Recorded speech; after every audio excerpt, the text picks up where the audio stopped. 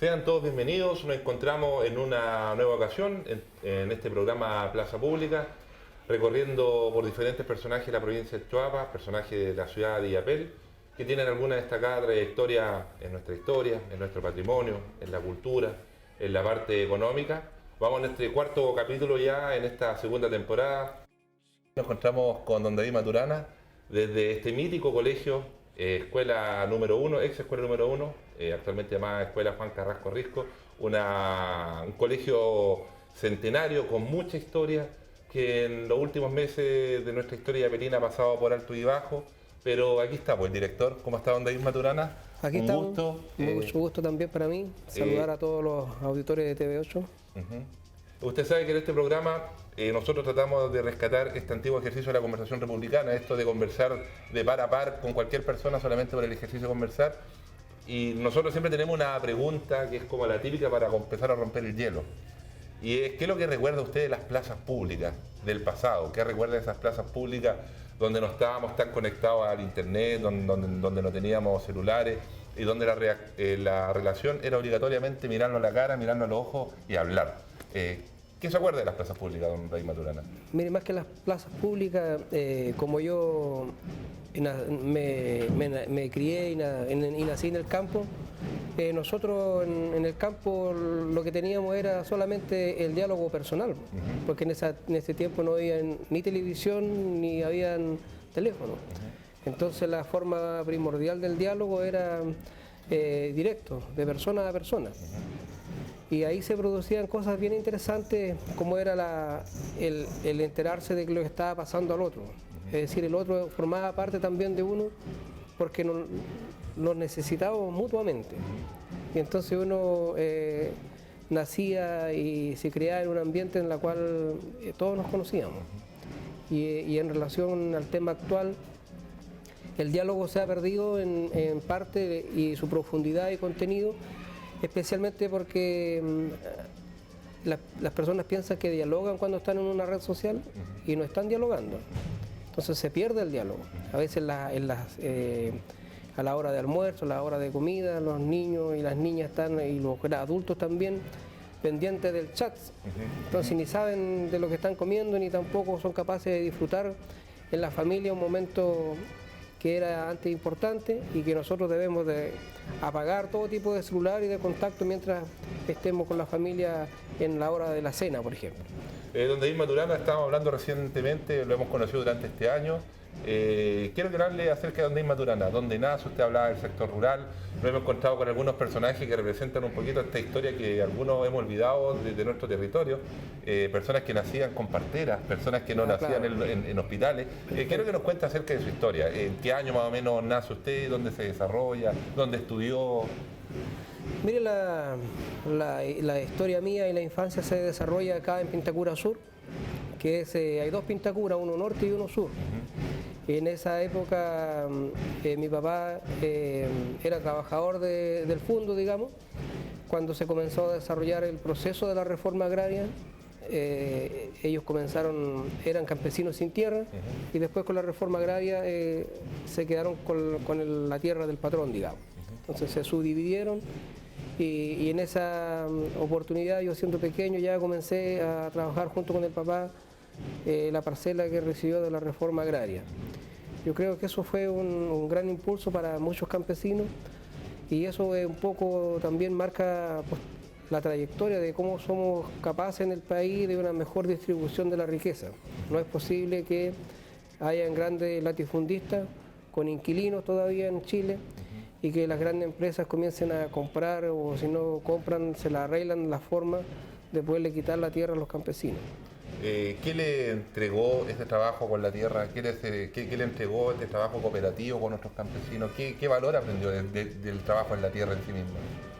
Mire, la agricultura y la vida del campo es una forma de poder desarrollar un estilo de vida distinta a otra, porque ser campesino es una forma de vida. Entonces uno no siente, no sufre si tiene que levantarse temprano a ordeñar los animales, que tiene que hacer actividades del campo, que tiene que sembrar, que tiene que cegar. Y entonces eso uno forma parte de la vida cotidiana. Y uno ahí era feliz porque tenía un patio enorme, ¿cierto?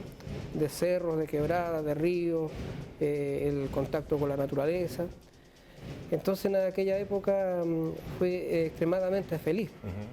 No tenía preocupaciones de ningún tipo porque no las conocía, lo único que conocía era mi pequeño mundo de ahí nomás.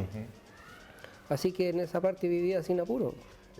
¿Cómo nace esta pasión por la educación en esos años? ¿Dónde estudió? ¿Cuáles fueron sus primeros colegios? ¿En el sector rural? A lo mejor con profesores normalistas, no sé, me imagino. ¿Y cómo fue su inicio en ese sector? Bueno, ahí nosotros estudiábamos ahí en Pintacura Sur, y después en Chuapa, después me fui a Salamanca. ¿Te acuerdas de algún profesor en esos tiempos? Sí, una profesora Ana, ¿cierto? La profesora de Pintacura, la señora Uldariza, que hasta ahora último estaba trabajando ahí. Y después me fui a Salamanca, después me fui a Ovalle. Y cuando las personas que trabajaban en el campo teníamos la oportunidad de trabajar la tierra, también nosotros tuvimos la oportunidad de salir a estudiar. Porque si los papás hubieran seguido siendo inquilinos, ahí no había ninguna posibilidad. Ahí sí que la escasez de recursos era dramática. Así es que muchas de las personas que son mayores que mí no pudieron estudiar porque simplemente no estaban las condiciones, no estaban las posibilidades.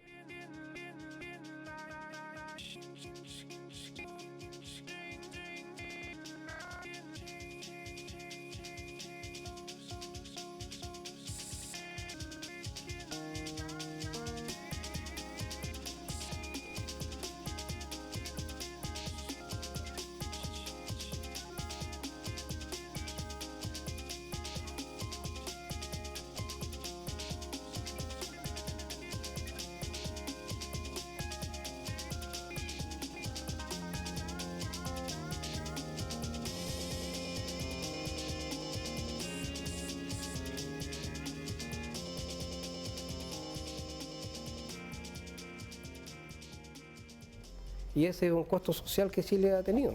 Ahora recién la presidenta está anunciando gratuidad en la educación para un 60%.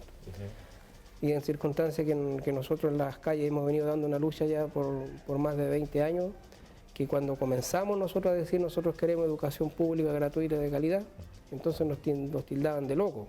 Nosotros éramos locos por estar pidiendo una cosa que era una fantasía. Exacto.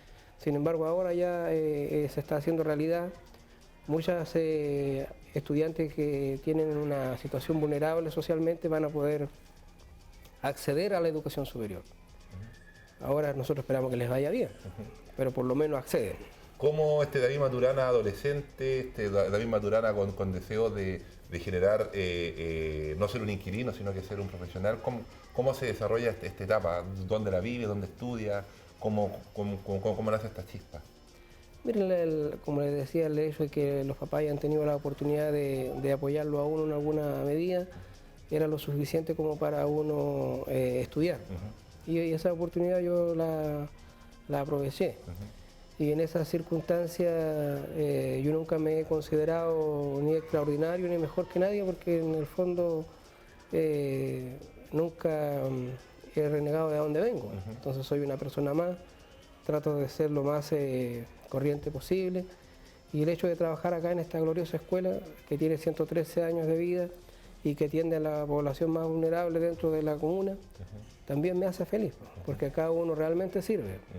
En otras partes está todo hecho, y hay personal y está toda la infraestructura para trabajar y no preocuparse, pero acá hay que preocuparse de todos los detalles. Y eso también me tiene motivado, porque somos capaces como escuela de decirle a nuestros niños, ustedes tienen las capacidades para salir adelante, tienen que creer en ustedes. Y yo creo que acá los alumnos van a seguir surgiendo.